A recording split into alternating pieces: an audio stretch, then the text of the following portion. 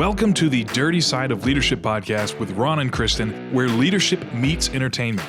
This podcast features stories with names and certain aspects that have been changed to keep submissions private. Enjoy the show. Welcome to the Dirty Side of Leadership podcast, where leadership meets entertainment. Psychology meets real life, and we talk about the stuff people feel but don't always say out loud. Today's guest is someone I met recently at AMFEST in Arizona, and I have to start with this visual because it matters. So Will Carr is here with us, and he's almost 7 feet tall. Visualize this. I'm 5'1", okay? So I'm standing there like cranking my neck like a baby giraffe, trying to make eye contact, thinking this is either going to be a chiropractic issue or a great conversation. Turns out it was the latter. Wow. So I can picture that, but I would love to post a picture of you guys together if you have one. We should have taken one. That would be great. Will, I was going to assume maybe it was both. Yeah. Will Carr is the founder of Genesee Nutrition, an entrepreneur, speaker, former college and professional basketball player, an engineer by training, a man of faith, and a full-time parent who homeschools his daughter. And Will, I want to start here because this matters. When you're almost 7 feet tall, people see you before they hear you. How early in life did you realize that presence, not just performance, plays a role in leadership? And by the way, welcome. I jumped straight into a question there. Thanks for having me on. And no, it's a great question. That's honestly an interesting question for me that, could go as deep as we want, possibly. But I mean, I would say from a very early age, I realized that there was no way for me to hide. Like, every room that I walk into, I'm going to be noticed, and people are going to see me. There's just no way around that. And, I think at a young age, that gave me, how do I want to say, that made me, I wanted to like almost be small. I wanted to almost like hide from it. It was like I would get all this attention. I didn't quite know how to handle it. And I'd say it really took into, my adulthood to really embrace that and love it about myself and just be the big personality that, I know that I am. And there's no way for me to hide anyway. So might as well just, live and love life and be myself. So I imagine you didn't win very many hide and seek competitions.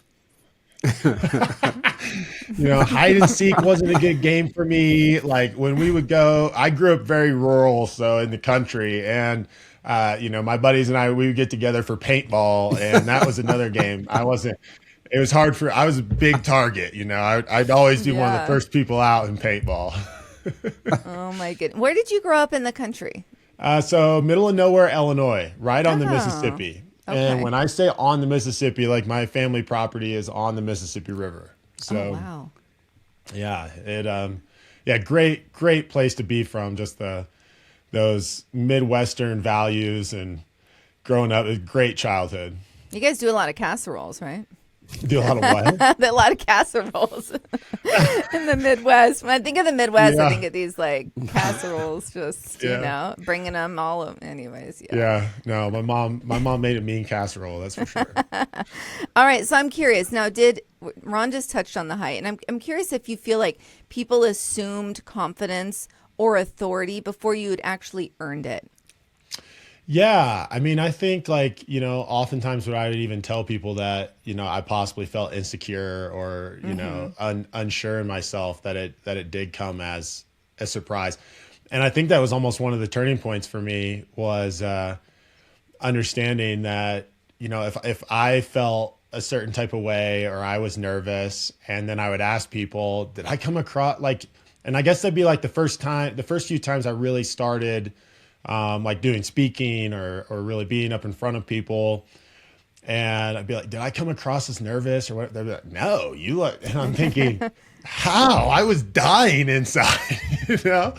I do. I think that, and it's interesting just, the way that we appear outwardly. And I think it's, it's good for us to be, conscious of that, because the way that others are appearing outwardly isn't always how they're feeling on the inside. And so to understand that there's a difference there, but then also be able to take power and control of that and understand that, hey, I might I might be nervous. I might be having to lead this group of people, or I might having to be talk in front of this crowd. Or I might be having to give a demonstration on something. And even though I feel nervous on the inside, or I'm questioning myself on the inside, you can still just go and do it. And like, that's okay. It's okay if you feel that way. Yeah. Ron, case in point, right? We talk a lot about fake it till you make it. Yeah. So I want to hear your thoughts on it. Ron's a big believer in it. We delve into a lot of neuroscience, combine that with psychology. But your brain, when you're born, Will, you know this, it's designed to protect you and comfort you. And it's always going to default. And your brain's going to tell you a whole script, a whole story that's not true. So we just help people work through that story, change the narrative. And it is a great feeling to me. This happened 2 weeks ago, Kristin. One of the guys I'd coached on public speaking called me, and he just really blew it away. And the interesting part is when you're on the other side of it, he can't believe he was nervous for all those years. It's kind of like jumping out of a plane the first time. You know, after 5 or 6 times, you're like, no big deal. So, yeah, it's a great point. Well, Have you ever jumped out of a plane? no, I haven't. I was a Fed, but we just didn't jump out of planes. So that's a fun fact about me. I have a little over 80 skydives. No, that's so random that you use that, Ron. I know. Well, You had but no for idea. him, he just steps out of the plane, right? Just kidding, Will. I'm only kidding. Oh my God. So bad. Over No, that's 80, impressive. that's Very cool. wild. Why? Yeah. Why? You know, I wanted to, and so I went and got my license and just kept doing it. It's been several years since I've done it, but I will at some point re-get my license and get certified again, and I'll start jumping again. It's just so fun. Like and I think it's, you know, we talk about it. It really is a great example of what we're just talking about, because I've done it 80 plus times. Even on the 80th time, I was just as nervous as the first time. Oh, wow. You're riding the plane up and you're nervous. You're like, I'm about to do what?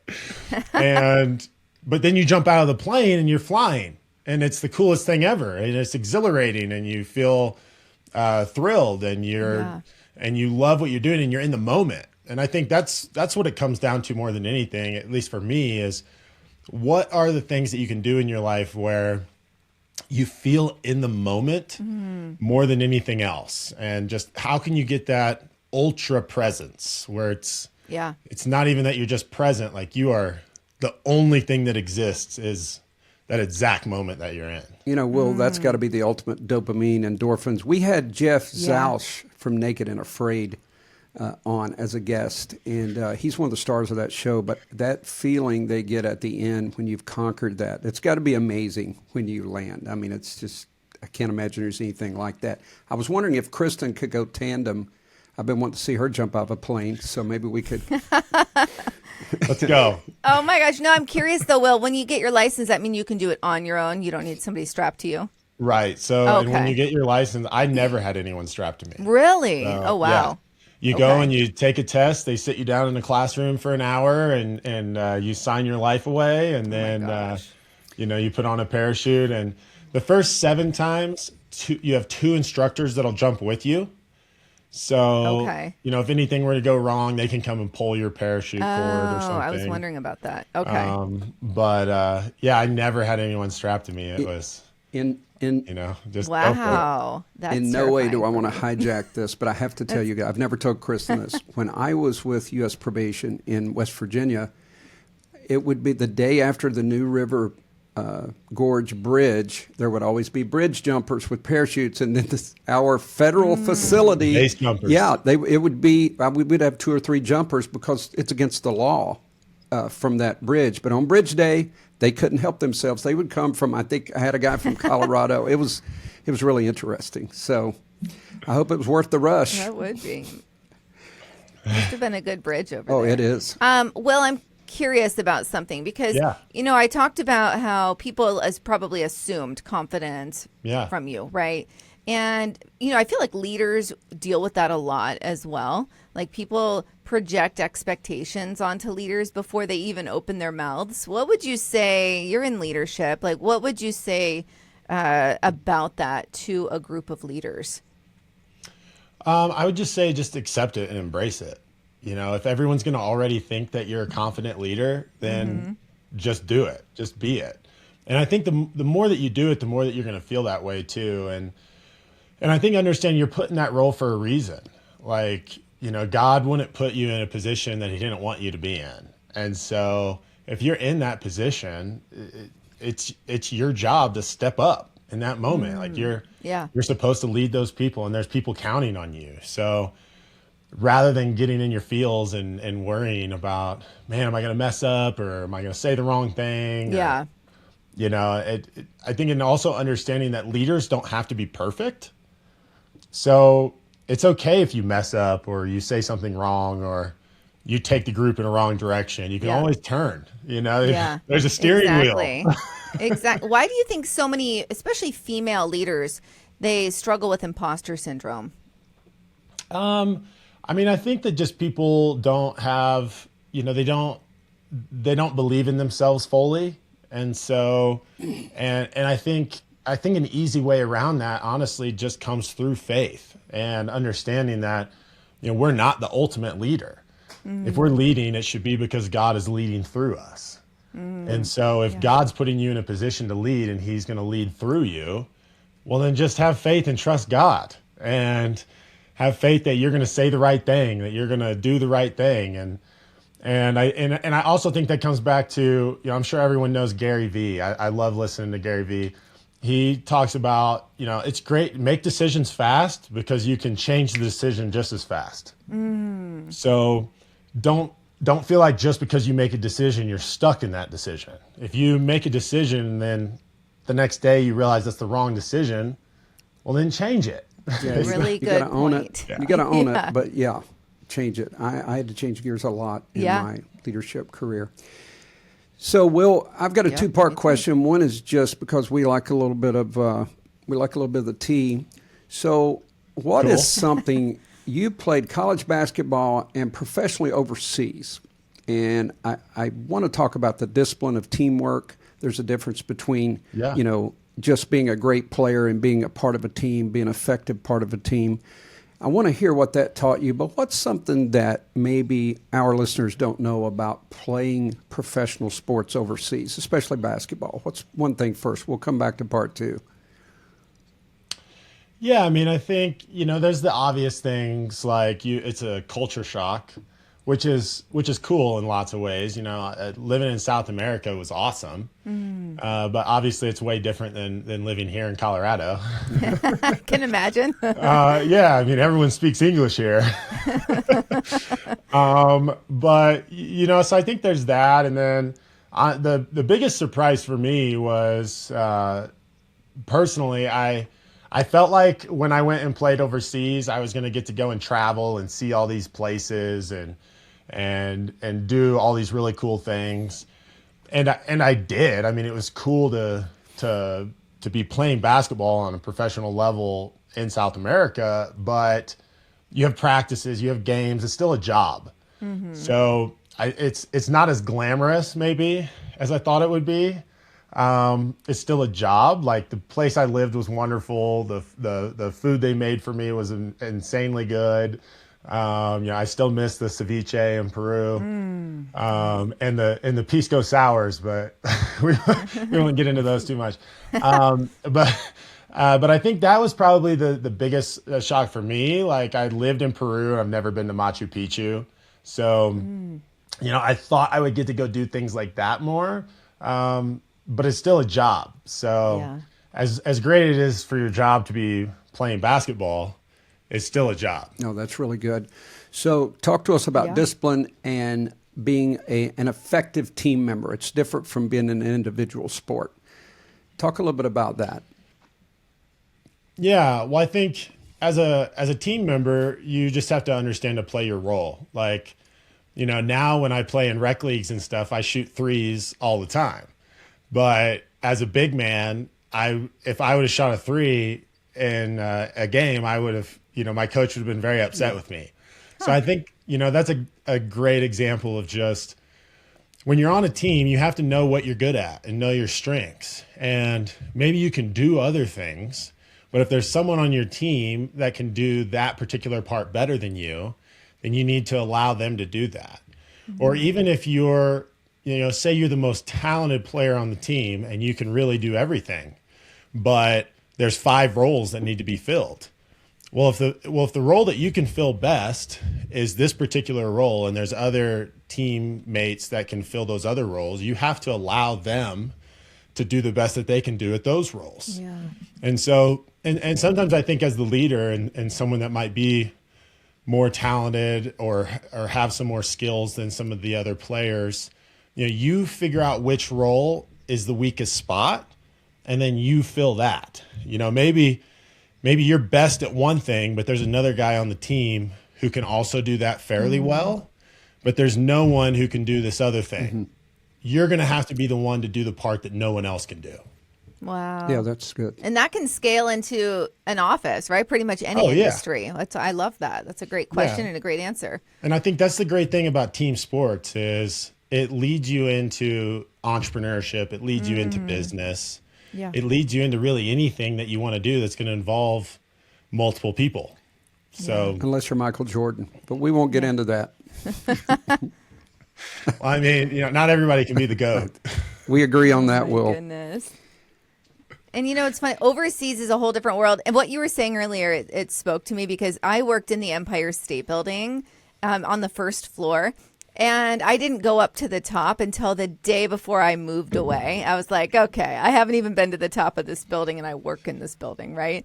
So I totally get, like, when you're somewhere, you're working and you have the grind and you're not a tourist there, right? So, and that can be such a bummer sometimes. So that speaks to me big time.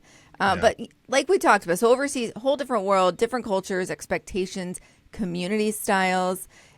Did that experience change how you view leadership and adaptability today?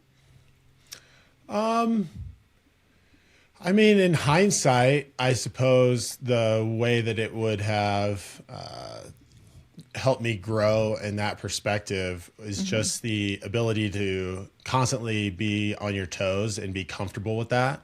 Yeah. Like, when you're going out, and anybody that's traveled overseas or backpacked around the world, they would understand this. But when you're going into these foreign cultures and these places, I mean, you really just have to figure it out. Like there's no playbook. Now our phones can do some like translating and stuff for us now. But for the most part, I mean, you just have to go and be comfortable figuring it out. I mean, and for me, I think, and for certain personality types, that's almost the most fun thing you can do in life. It's throw me into a situation and let's see what happens. Like, love it. That's humbling. I can imagine. Well, it's humbling and it's exhilarating because you recognize how much you don't know, but also it turns on that critical thinking, problem solving brain that we don't typically have to use. Right. And so to use those parts of our consciousness and to use those abilities that we have to problem solve that we don't typically have to use, for me, that's fun. Yeah. So. That's making me want to go do something crazy. Yeah, let's do it. I'm like, wait a minute, this is awesome. Will, let me jump in here. I've got a question. Were you guys worshipped like NBA in those countries? Was it like that? And how did you handle that, if so? Yeah, I don't know if I would call it NBA level, but definitely. I was the 7-foot gringo. And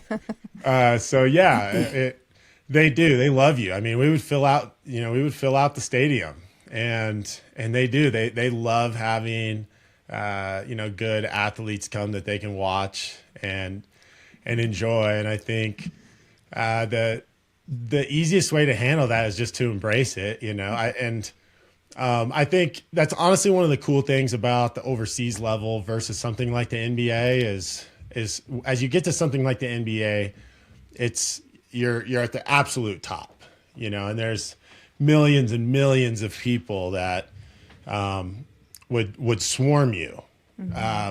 But playing overseas, there might be a dozen people swarming you after the game or something. And that's cool. Sure. That's cool. Just Yeah. shake their hands, say hey. You know, they can't speak English either, so there's not much you can talk to them about, but just smile and you know, take a picture. So it was good, but it wasn't the dream team, is what you're saying.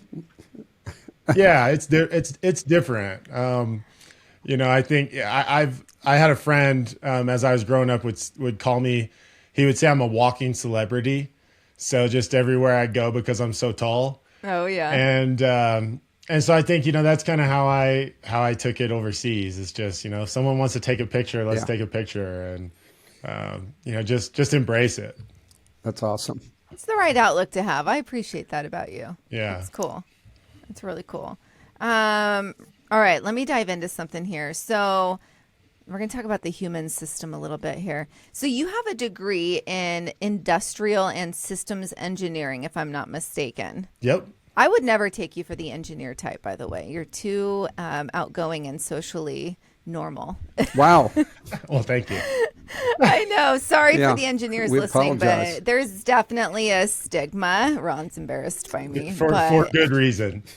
I'm like, come on. I've dealt in banking. There's literally training that is dedicated to dealing with an engineer. Like if you have a client who's an engineer, this is how you approach them. Like they're a whole separate breed there. But okay, I love this about you because leadership is like systems thinking, people, processes, pressure points. What did engineering teach you about building businesses and honestly building people? Yeah. Well, systems engineering is all about efficiencies. And so I use the thought process that I learned in engineering school all the time. And particularly, especially in business, like the way that I've built Genesee Nutrition is so efficient. Everything is outsourced. Like I'll never need a big team of employees.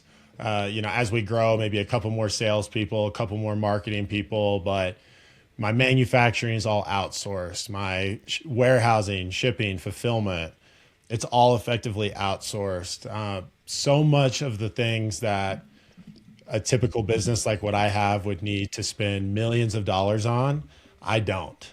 Wow. And so the way that systems taught me to think of things in a way as, how can I make this work as efficiently and smoothly as possible with the minimum amount of friction? And so I use that all the time, and not even just in business, but in the way that I interact with people, the way that I try to stay in touch with people, the way that I try to set up my schedule with my daughter homeschooling and me being able to get the work done that I need to get done, you know, while I have her at home and take her to her activities. So I think that just that systems mindset is something that I carry in everything that I do. It's almost like a lifestyle at this point.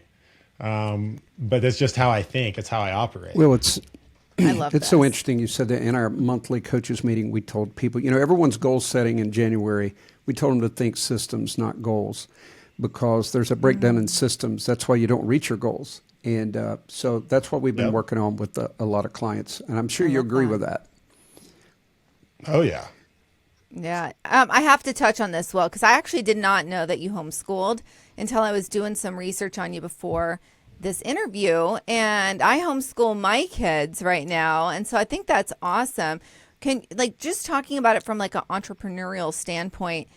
And is your daughter pretty young? I actually don't know. Yeah, she's 9. She'll be 9. 10 Okay. in April. So you're starting to get into stuff though. So what do you see that like the homeschooling approach is more geared towards entrepreneurial, where they want to, you know, they can envision working for themselves and creating a business versus just a stamped out factory worker? Absolutely. So I'll answer your question, and I'll just kind of talk a little bit about the way that I do it. So yes, I would love that. For her primary basic schooling, I take my daughter Blakely to a Montessori teacher twice a week. So she goes for 2 hours on Monday and an hour on Tuesdays. And so I allow her to have that teacher and there to be that buffer. So I'm not the one that's having to be hands-on teacher. You know, I just got to make sure she does her homework and reads and, you know, does the things she's supposed to do. But we focus just math, reading, writing. Okay. As she gets older and, like the reading will just be actual history books. And, it's like you can dive into some more of that stuff. And I want her to focus on being creative and doing things that she's excited about. And, I feel like in the public school system, a lot of what they're being taught, whether or not, is it even true? Yeah, the one. Yeah, that's the first. Is it even true? And then there's just a lot of stuff in the public school system, that obviously we want to get away from. Yeah. So, but to take that further, a big part of what I try to do as an entrepreneur is teach her how to be entrepreneurial. So one of our projects last year was she created her own coloring book and she published it on Amazon. Oh my gosh. And she has her own website. It's blakelydarling.com for anyone that wants to go and buy a copy. Yeah. But everything is a unicorn. So she's got cupcake unicorns, stuffy unicorns, penguin unicorns, everything in the book is a unicorn. And she just finished her second coloring book, which will be published soon. So, oh my goodness. I think, I really want to push her in that direction and like teach her like real life things. Yeah. And even to the point where, we did farmers markets this summer where she sold almost $2,000 of coloring books. Oh my gosh, that's amazing. Yeah, it was amazing. And then she turned around and invested that money into different blockchain and crypto assets. What? Oh yeah, that's a whole other, I don't know if I forgot about digging into that with you, Will. Oh my gosh, that's a whole other We dug into that a little bit situation. before you signed on, Kristin. Did you? Well, I told him I'm not on the blockchain. While I was making my coffee. But anyway, you can see me light up when I talk about her. That is so cool. I love my daughter, and I love the path that we're on, and even things like sales. She has 4 or 5 stores locally that carry her coloring book. Oh and my so gosh! For her to have to go into that store, talk to them about her coloring book, ask for a sale, that's great experience for her. And I even remember one doctor's office I took her into thinking like, surely this doctor's office is how can they tell this 9-year-old girl no? Right. And they did. They told her no. And I'm like ready to fight, right? Like, how can you tell this beautiful, sweet little girl no? Yeah. But she comes out and I'm like mad. And she's like, Dad, it's okay. Not everybody's gonna buy it. That was probably the greatest my lesson, gosh. actually. Oh my 100%. 100%. That's what I realized after the fact. Like at 9, she's already handling rejection better than I do. So Wow. Oh my gosh, what a sweet gal. That's amazing. So she goes in without you? To pitch? I've had her go in without me. Sometimes I'll go in, just kind of like stand in the corner. But then that makes me feel like, am I just being like, buy it or else? I was getting ready to say, if you were standing there, I'd be like, yeah, sure, I'll take 12. Yeah. Oh my gosh. That is amazing though. And did she give you pushback or was she nervous the first couple times? Like with going into the stores? Yeah, with the pitch. Yeah, she wanted me to come in. So, Yeah. But Totally. she's comfortable. I mean, she's comfortable now just talking to whoever. And I think the farmers markets really helped with that too, because it's a volume, right? Yeah. When you're going into a store, there's only so many stores I'm going to take her to. But at a farmer's market, you might have 100 people come by. So Right. Wow, that is really cool. I'm so glad we dove into that because that's amazing right there, Will. I love it. All right, Yeah. Ron, I'll let you have the Oh, mic okay. back. Well, gosh, we've covered so much interesting stuff, and I'm doing some stuff with my little grandson. We won't go into that, but it's the same. It's building an entrepreneurial spirit. Let's shift over into building Genesee Nutrition. Kristin, why don't you start us off? Yeah, there? let's do it. So this isn't just another protein product. So I've done some research on it, okay? From what I've gathered, your company, it's purpose-driven, ingredient conscious, which is so incredibly important. For sure. And built around lifestyle, not hype. So I want to ask you, what problem were you actually trying to solve when you started this company? Yeah, well, I mean, the basic problem is I wanted a healthy protein bar that tasted good. And, I think that is really the key component of, why I'm a food snob myself. Nice. And so I don't want to ingest anything that's not the absolute best. Yeah. And so, no, I mean, my protein bar, we're the only bison tallow protein bar on the market. So there's a few other beef tallow bars, but we're the only one that's made with bison tallow. And so, our ingredients, amazing. Yeah. And I think getting to those simple ingredients of just bison tallow, organic peanut butter, whey protein, raw honey, we only sweeten with honey. Yeah. So it's having a bar that tastes good, that you can enjoy, that you can take in a backpack when you're hiking or out on the ski mountain. It's just, I'm a big guy. I'm 300 pounds. So I need a lot of fuel, A lot of tallow. What's interesting, Ron? I don't know if you're seeing that. Ron's in South Carolina, but you grew up in Western Virginia, right? And so it is interesting because, Will, what part of Colorado are you in? I'm about 45 minutes west of Denver, up in the mountains. Okay, so there's definitely a health Genesee. focus. Yeah. Okay, and I think that it's interesting for listeners to understand, and I'm in the Pacific Northwest, and so what you're saying, everything you're saying, I use tallow, that's what I use for my, my face cream at night, it's beef tallow, and you're saying bison tallow, that's next level. So all of this is you're speaking my language, because I'm I have the Pacific Northwest hippie a little bit in me, and my dad's just everything. Growing up, we did everything natural and organic. Yeah. Now in the South, that's very different. And Ron, correct me if I'm wrong, it might be changing. It might be becoming a little more food progressive. She's always wrong, Will, Maybe I'm not by the way, wrong. when she tries to talk about the South. Kristin, I've tried to tell you, I'm in Charleston. It's it's not like when I grew up in the Appalachian Mountains, but So you're seeing a foodie scene, because I would just say, one of the top restaurant the South cities in America. general. But I won't defend That's Charleston good. anymore. I do use beef tallow, and I wasn't going to admit it, but I did get connected to that on some facial cream. And Nice. Well, I've been doing a health Yeah. shake for 20 years, and I of course refined it and stuff. But I'm definitely going to, and I encourage everyone else, I'm going to look into your products for sure. You've sparked my interest. Yeah, I think it's interesting. It sounds like you found something that was broken and you were trying to fix it.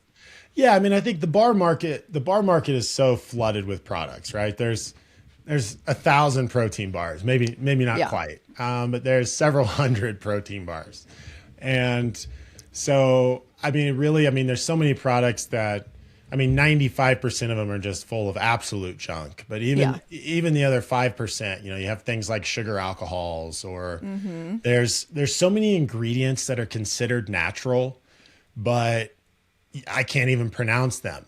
So it's still some type of processed ingredient, but it just is considered natural.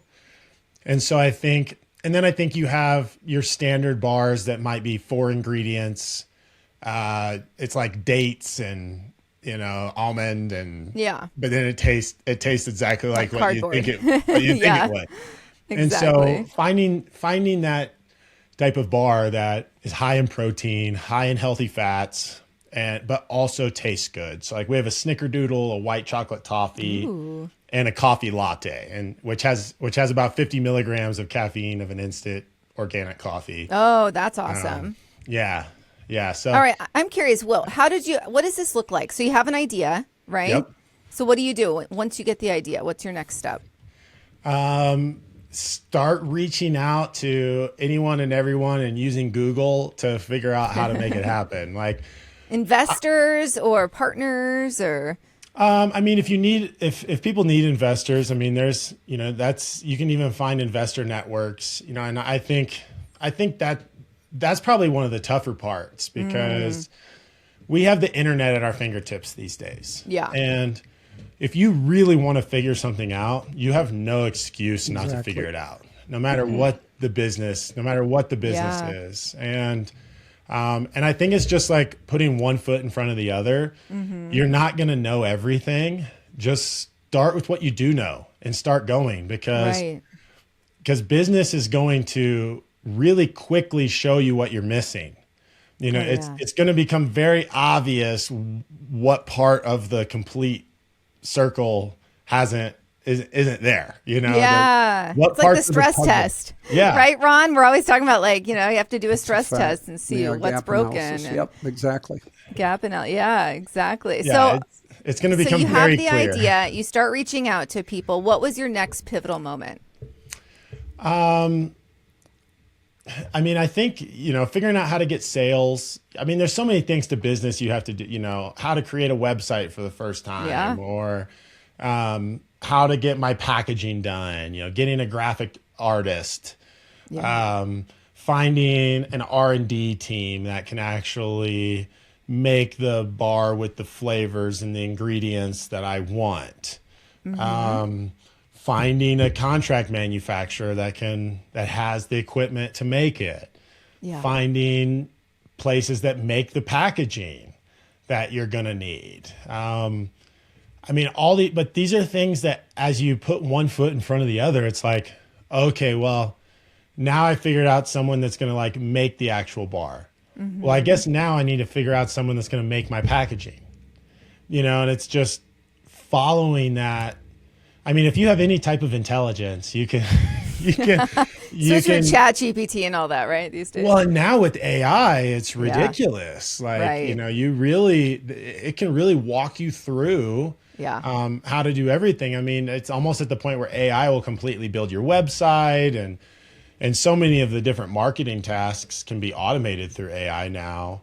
But I think you don't know what you don't know, and you are never going to know unless you throw yourself in the ocean. You just have to start putting one foot in front of the other. And I think as an engineer, I like systems. So figuring out where's the bottleneck, what pieces of the puzzle need to be put in next, that problem solving and critical thinking is fun for me. That's good. But I think, that's what it takes. It's not very hard. And what I would say maybe it is hard, maybe it's not. But maybe the hardest part is if you need investment, if you don't have your own dollars. Yeah. How do you find that? Right. And I would just say to that, the best way is to go and be social. You've got to go and put yourself in circles with investors. And also an investor is only going to want to invest in you if you've already shown that you can at least do part of it. Yeah. So finding an investor is not stage one. Right. And that's so many people on Shark Tank, right? They had an idea, not much more. Right. Build something that an investor can actually invest in. An investor, the only investor that's going to want to invest in an idea is yourself. That makes sense. So true. I tell people, I do executive coaching, and I've coached a couple people even recently. Some people are completely broke. They do not have an entrepreneurial mindset, and yet they watch something on Instagram and they decide, I'm going to be an entrepreneur. So I tell them, look, you have no seed money. You need to get volunteers to start with. You need to start building your knowledge. But I try to get them to have 6 months at minimum of survival money, because you have to have a certain foundation. I do think the internet, AI will help you write it, will help you put it together. But it also shows you the millionaires, and sometimes it doesn't show you those dark moments or how they built it. And it does take some effort and knowledge and finances to get started. Would you agree with that, Will? Oh, absolutely. And that's why for most people, don't quit your day job. If you want to, that's a real thing. It's a real thing. Yeah. If you want to learn how to be an entrepreneur, if you want to build your own business, if you want to do your own thing in that regard, keep your income. You need, Amen. No matter what that income is, however you've learned to live on whatever you're making, you need to keep that, because you have to have groceries. You have to have a roof over your head. You have to have gas to put in your car. Yeah. So I think unless you have a bunch of savings, you need to stick with what you're doing and keep it as a side hustle until that side hustle can pay you more than what your current job is paying. Well, I might bring you on as a coach. That's exactly what we that's exactly what we say. Yes. Hey, Kristin, All right, I want to jump into, we're going to move into faith, purpose, integrity. Tell us something, Will. What was your darkest moment as an entrepreneur, and maybe how did your faith or mentorship, or how did you come out of it or around it? Yeah. Well, I think, and I've told this story a few places, but it's a good one.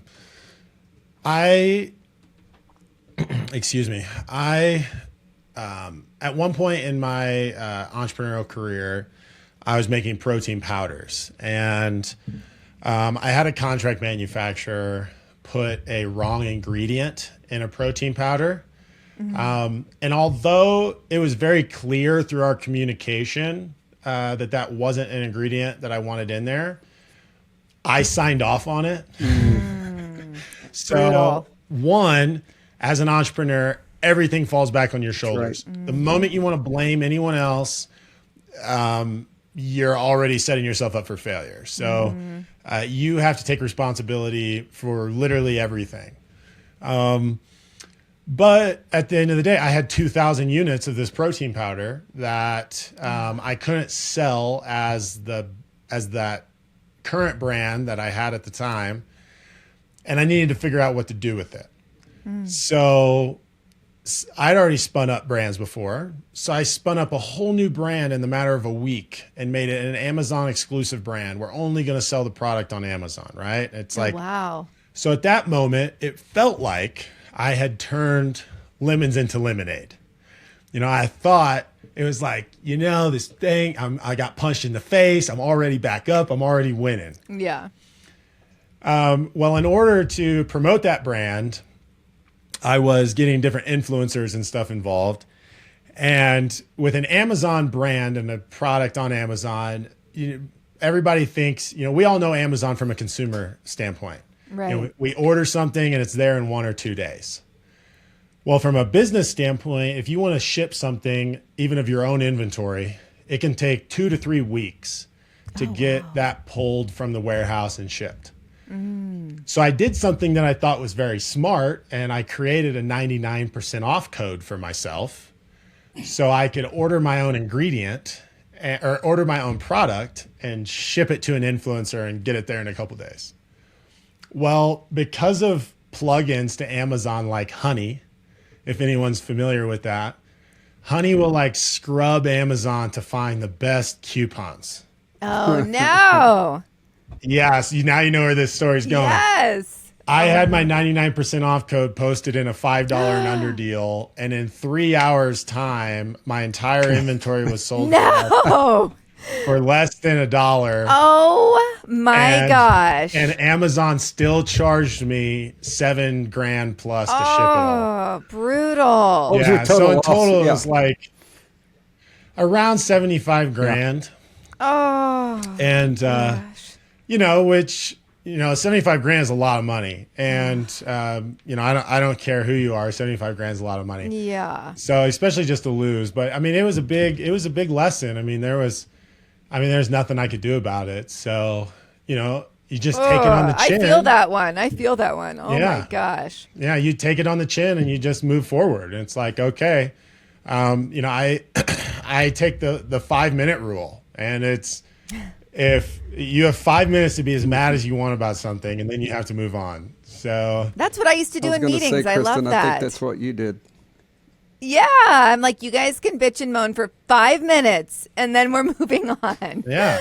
So I love that. Yeah, because there's nothing you can do. You can't I change know. it. So That's exactly it. let yourself feel it fully. And that's what I love about the 5-minute rule. Like, take the 5 minutes to Yes. fully feel it. Because if you don't let yourself fully experience your emotion, you're going to be holding on to it for much Yeah. longer.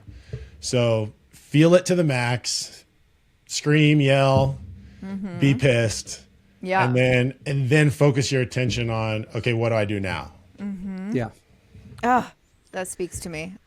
Man, that is brutal, Will. Thank you for your transparency though and sharing. Well, how do with you us, think your because- faith kicks in when something like that happens?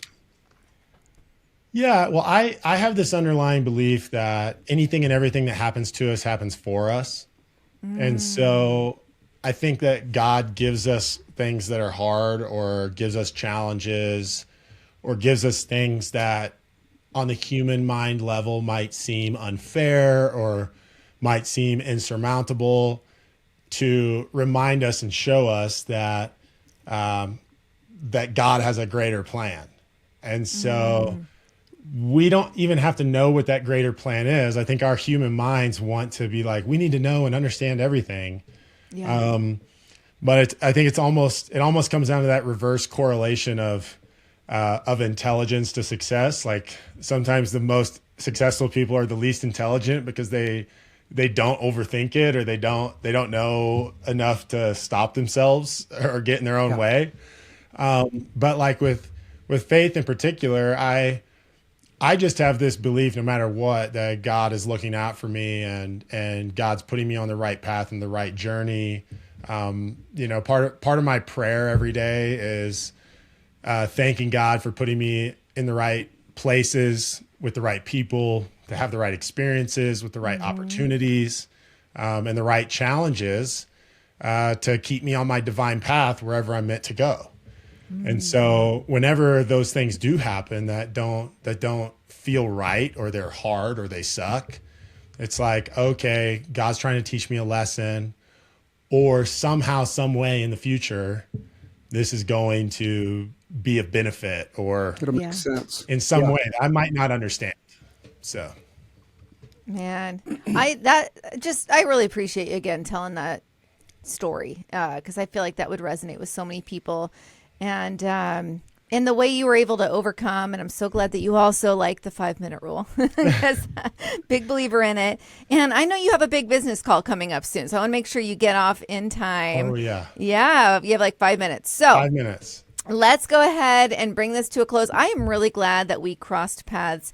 Me too. Your life reflects something that leaders generally forget, and that's that fulfillment doesn't come from what you collect, but who you become. And so thank you for sharing your stories of leadership.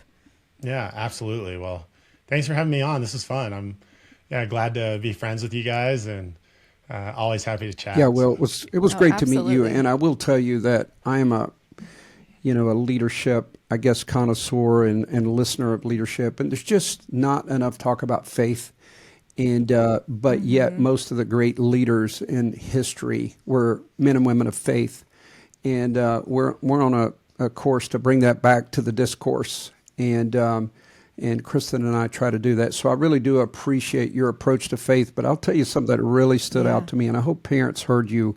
There is no reason that your kids can't be successful if you'll do the mindset that Will's doing with his 9-year-old daughter. She has already taught so many lessons that you don't learn in school, and there's no doubt that she is going to be tremendously successful. She's going to supersede you, Will, because of those seeds that you are placed in her. So, man, that inspired me. Thank you for sharing that.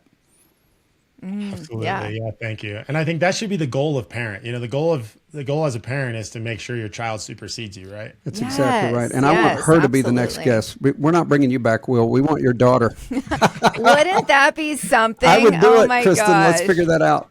I would too. Will's like, I don't know. No, let's do it. I think that'd be great. That would be so That would rad. be super Seriously. Cool. I love that.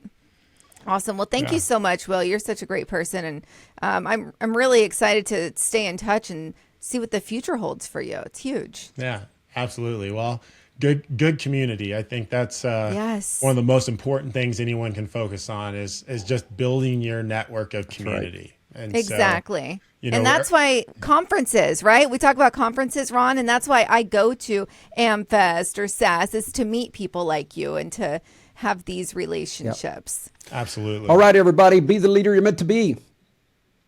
We'll see you next week.